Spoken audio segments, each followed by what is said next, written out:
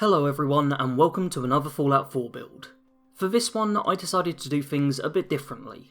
Instead of focusing on making a top level build that's designed for a full playthrough, I figured I'd see what I could do with a level 10 build. Nowadays I'm sure lots of us don't manage to get a full playthrough in, but still want to jump into the game and get a kickstart before working out how much time we can dedicate to the character. As such, this build is specifically designed as a solid starter to get you going. Something that puts you on the path to success without the requirement of spending dozens of hours gathering all the correct equipment before you've even started playing the build. The special stats for this build are 3 strength, 5 perception, 5 endurance, 4 charisma, 3 intelligence, 7 agility and 1 luck. You may notice this is a point lower than normal, and that's because I haven't included the special book for once. With this build, where you put that bonus point is entirely down to you. So, have fun with that I guess. What I really went for here in the special was a relatively balanced early character who still functioned effectively and had access to all the perks I felt necessary. Speaking of perks, the ones I chose for this build are Armourer, Rifleman, Lone Wanderer, Attack Dog, Gun Nut, Sneak, and Ninja. Like I mentioned at the start, this is a pretty low level build, so the amount of perks we have is pretty focused. Armourer and Gun Nut have a simple purpose: improving equipment.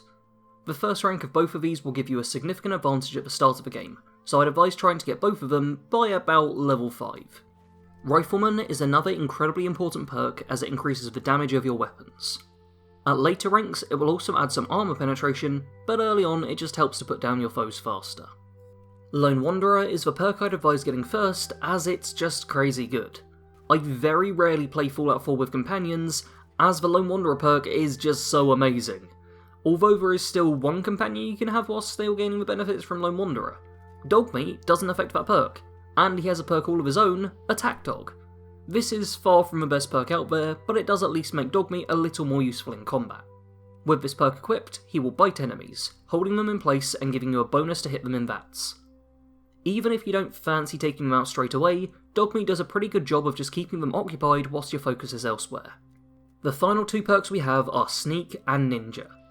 These are great for more reliably learning sneak attacks and increasing the damage they deal. If you want to get those one-hit kills, these perks are what you want.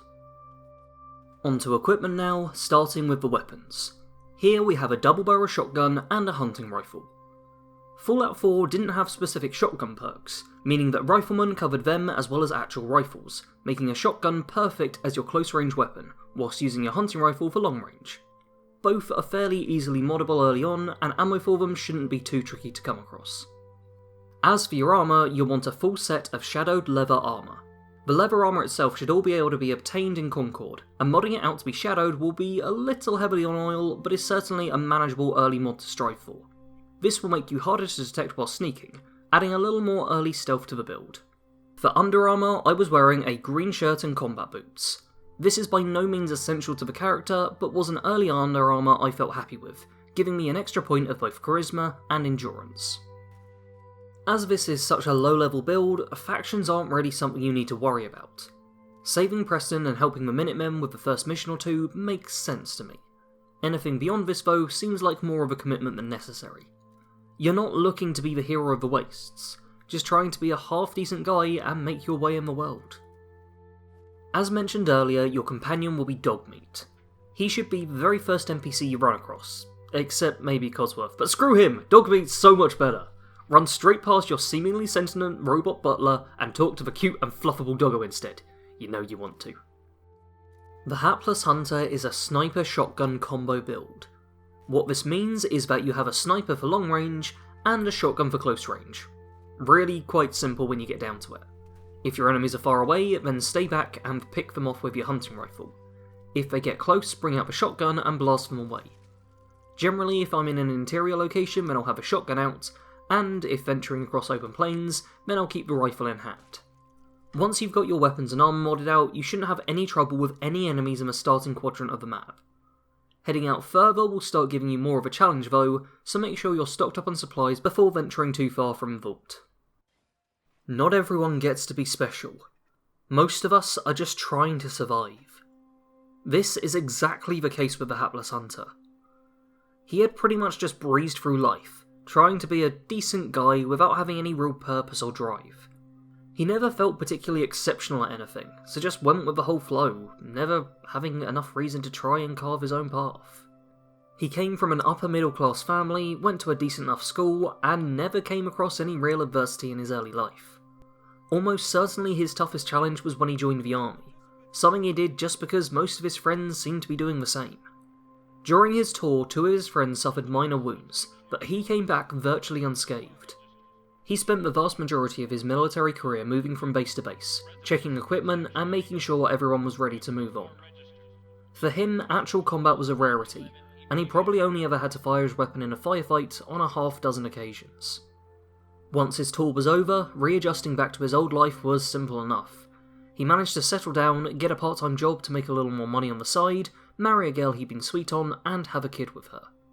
His weekends were spent heading into the woodlands and hunting with his old friends. His life might not have been anything all that amazing, but it was easy, and he was happy with it. When the bombs start dropping, things suddenly take a drastic change. He has to flee to the local vault, watches his wife be murdered in front of him, and his son stolen away by a mysterious stranger. When he leaves the vault, everything is destroyed, and all of the ease of his past life is ripped away. For the first time, he would truly be tested. Question is, will he be up to the challenge? Thank you all for watching this build to the end. This is a much more casual build than most I do, so if you're after something a little more hardcore, then check out my Fallout 4 builds playlist, which has over 50 entries. There's a build for everyone in there. If you like this sort of content, subscribe for more, and feel free to check out the Discord server or follow me on Twitter, links to all that stuff is in the description. As always, thanks for watching. Sarge out.